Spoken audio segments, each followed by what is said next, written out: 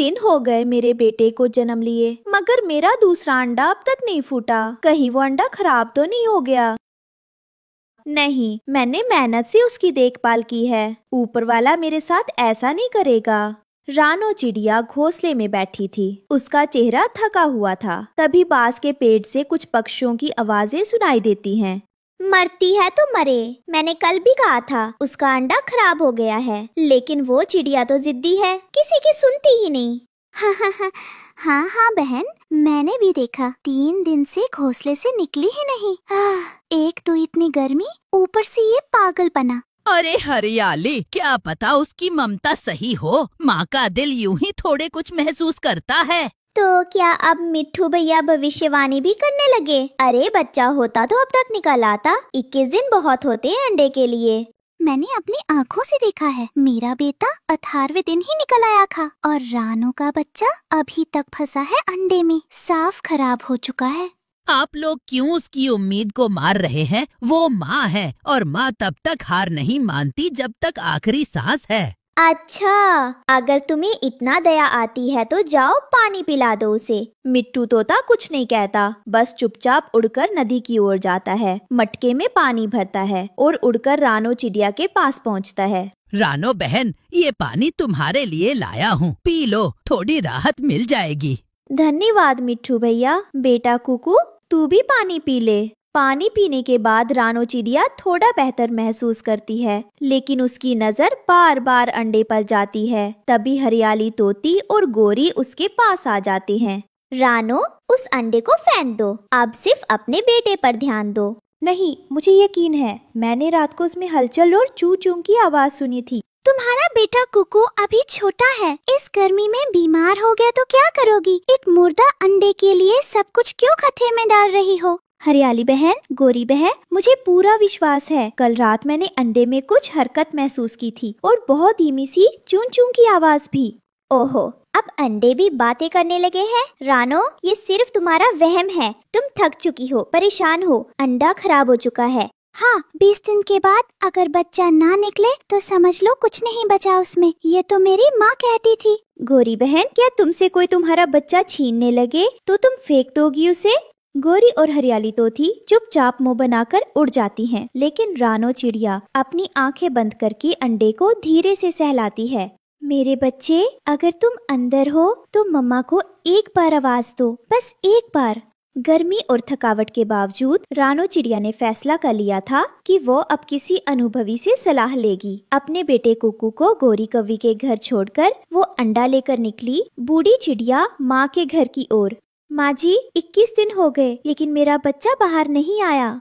बेटी, इस अंडे में ना कोई हरकत है, ना गर्मी, और ना ही ये भारी है। मुझे डर है अंडे में बच्चा शायद मर गया है या फिर अंडा बनते वक्त ही खराब हो गया। नहीं माँ जी, ऐसा मत कहिए। मैंने उस अंडे को कभी अकेला नहीं छोड़ा। रात को बारिश हुई थी तो मैंने अपने पंख फैलाकर उसे भीगने से बचाया। बेटा, ममता अपनी जगह है, मगर प्रकृति के नियम अलग हैं। अगर अंडे से 21 दिन में बच्चा बाहर नहीं आता तो वो अंडा नहीं फूटता। माँ जी, कुछ उपाय दो, कुछ करिए। रानो, आखिरी उपाय है उल्लू दादा, वो विदेश से आया है, शायद वो कुछ मदद कर सके। रानो की आंखों में फिर से उम्मीद की चमक आ गई और वो दोनों अंडा लेकर उल्लू दादा के पास पहुँचे। दादाजी, 25 दिन हो गए मगर बच्चा नहीं निकला।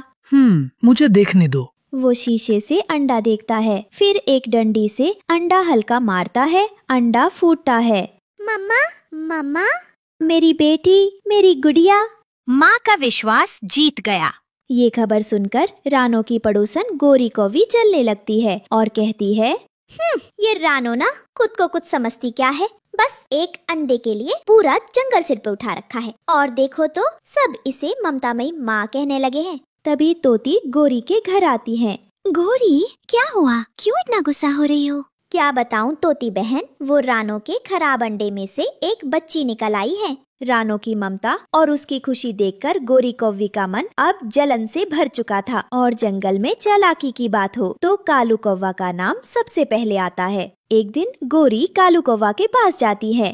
कालू, ओ कालू भैया, बाहर आओ, तुम्हारी बहन आई है। अबे रात को क्या चांदी दिखाने आई है? क्या बात है गोरी तू इस वक्त? चांदनी नहीं, मजेदार खबर लाई हूँ। वो रानो के दूसरे अंडे में से भी एक चिड़िया बाहर आई है। कल जब चिड़िया बाहर जाएगी तो तुम गुड़िया को पहाड़ों पर ले जाना। मैं चील को बुला लाऊंगा और उसे बेच देंगे। और फिर चील दी से एक बोरी दाने लेकर बच्ची सौंप देंगे और रानो वो फिर अंडे बच्चे के गम में तरटेगी। सुबह की पहली किरणें जंगल में बिखरी थी। रानो चिड़िया हमेशा की तरह अपने बच्चों को गोरी के पास छोड़कर दाना लेने जाने लगी, पर उसे क्या पता आज की सुबह उसके जीवन की सबसे खतरनाक होगी।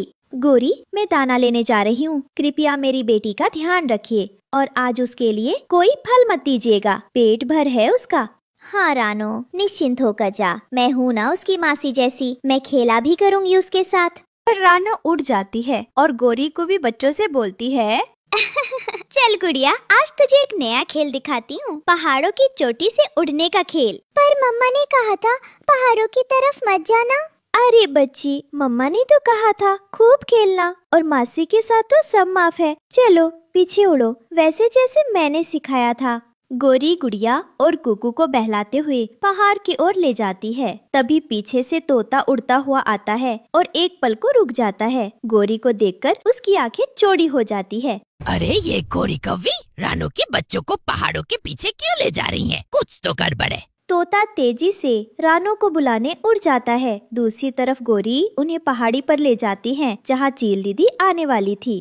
देख गुड़िया कुकू, यहाँ से छलांग लगाकर तुम दोनों उड़ सकते हो, बिल्कुल मेरी तरह। आप पहले लगाओ ना, फिर मैं भी लगाऊंगी। गोरी कुवी हंसती है और उसी पल झाड़ियों से रानो चिड़िया और कबूतर निकलते हैं। मेरी बच्ची को चील के पास बेचने चली थी, ममता की ताकत को कभी मत आजमाना गोरी।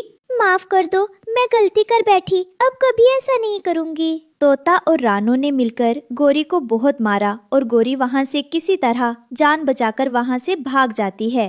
मम्मा, ये मासी नहीं थी, ये तो छोटी कौवी थी। अगर मम्मा नहीं आती तो आज हम चील के पेट में होते। इस तरह रानो चिड़िया की माँ वाली ममता और सच्चा विश्वास जीत जाता है और जंगल में फिर से खुशियाँ लौट आती हैं। प्यारे बच्चों, क्या आपने सीखा? माँ का विश्वास कभी गलत नहीं होता और झूठ एक दिन सबके सामने आ ही जाता है। अगर कहानी पसंद आई हो तो लाइक करें, सब्सक्राइब करें और अपने दोस्तों को भी